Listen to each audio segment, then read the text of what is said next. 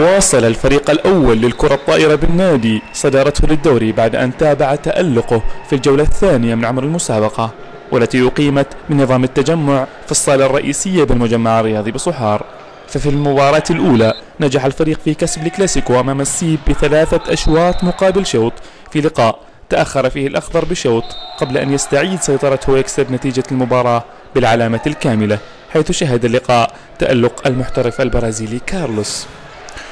وفي اللقاء الثاني لم يجد الأخضر أدنى صعوبة في تخطي الاتفاق ب3 أشواط دون رد، في لقاء سيطر عليه الأخضر بالعرض والطول، حيث قام مدرب الفريق سعيد جمعة بإشراك معظم اللاعبين في الشوط الثالث لإدخالهم في جو المسابقة، حيث ظهر الجميع بمستوى جيد مكن المدرب من الوقوف على المستويات بالإضافة لجوانب النقص والخلل.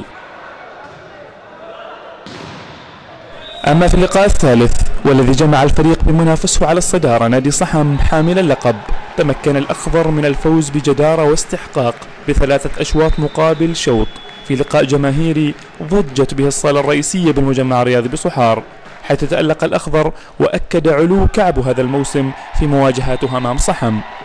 اللقاء شهد تألق واضح لسنتر الفريق رائد الهاشمي والمتميز دائما هلال المقبالي، الذين ساهموا بشكل كبير مع زملائهم في الخروج بالعلامة الكاملة، ومن خلفهم جهاز فني محنك بقيادة الداهية سعيد جمعة الذي عرف من أين تؤكل الكتف.